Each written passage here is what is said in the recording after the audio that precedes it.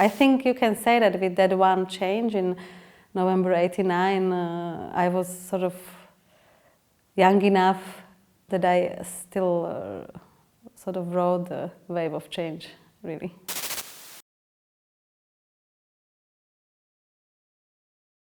So I was born in Czechoslovak Socialistic Republic, and in '89 I was just turning 13 in December, so right after. And so I was still in primary school, so Grundschule. And so what I recall from the time was that something happened, a big change happened. I mean, we were not, so in Czechoslovakia it came a bit later. It came on the 18th of November when the students went to the streets and protest. It's International Students' Day, and that's when students from universities went on the streets, and they already heard in Prague that something happened in East Germany. And because, there was no internet, there was no social network, so the information traveled differently. In Czechoslovakia, everything was without fight. So students were, chanting on the streets, like, we have bare hands, we have bare hands, and you had the police fully dressed, like, opposing them. And, everybody was just very peaceful and calm and just sort of like, it's enough now, step down, sort of way. So that was like the highlight for me, that it went so peacefully.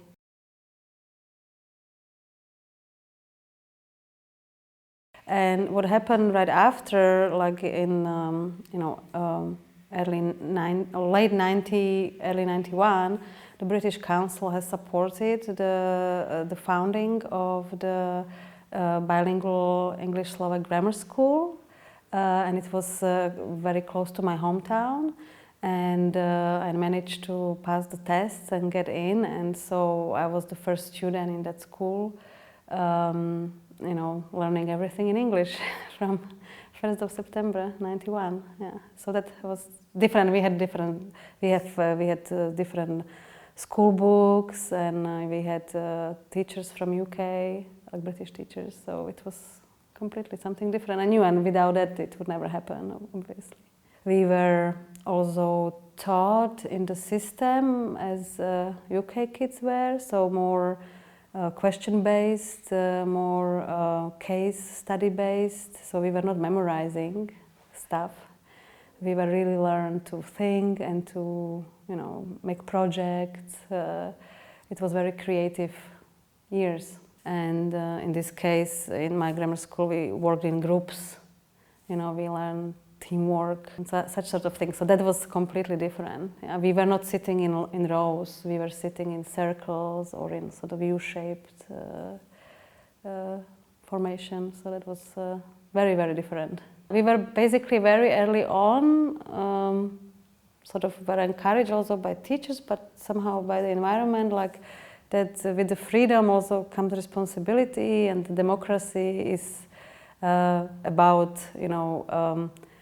saying your opinion, but also learning how to listen. And so this was sort of like cultivated early on. I mean, it all fell apart by the governments that took over, but these very, very first moments were about freedom, plurality, and inclusiveness, and all these sort of positive things about democracy.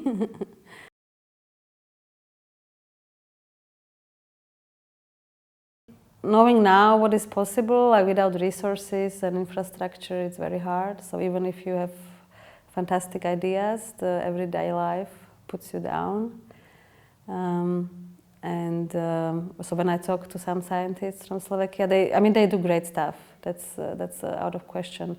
But you have to be very, very, very patient with the structure and the system. And obviously, before that, the resources were limited. So now it's, of course, more developed and everything. And but still, the budget that is provided by state is, quite low. Even now, going back, I think it would. There would be certain possibilities, I guess, but it's still very. You have to be determined to go back. Yeah? The education that was possible after the change, after the wall came down, was in complete contrast, at least in my case, that was for the older generations, and that brought a lot of change, they brought a lot of opportunities and possibilities to grow differently than without the change. Yeah, and I just can follow, sort of from the PhD, that I got this opportunity to be in Dresden and to be in this fantastic institute. Of course, that opened other sets of doors. And yes, I went to Harvard Medical School and went to Boston and learned how science works there. And so I think you can say that with that one change in November '89, I was sort of young enough that I still sort of rode the wave of change, really.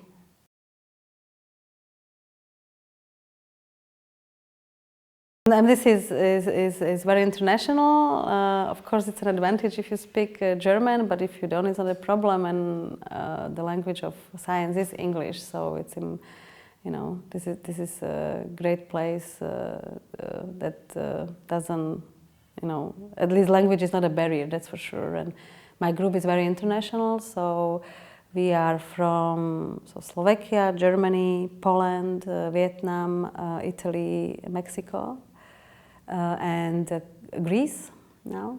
So we speak English because there is no other way to communicate. Yeah.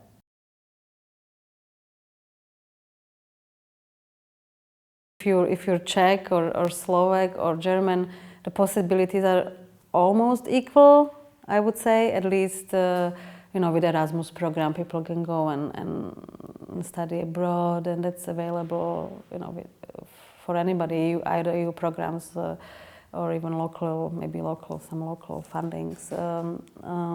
With the internet, is everything different. How the information flows is completely different, and so you are not anymore constrained by newspapers or radio or TV. Yeah, so you sort of, I think people grow in sort of global or globalized society in that respect. What is different probably maybe still the quality of education. I think in respect maybe to certain resources. So I don't know how it is now with when you have practical courses, how much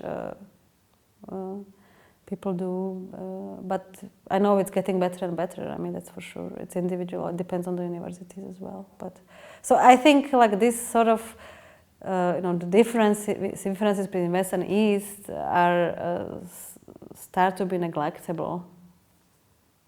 Also, when I look what that make for me, the education was the key for me to step out of the row, let's say. But I think now I don't think there is anymore so many barriers.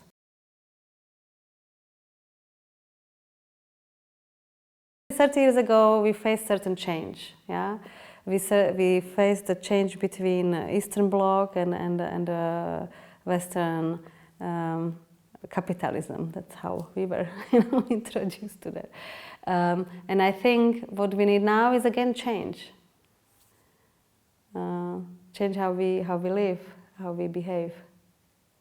So what for me the similarities, at that time we had a political change.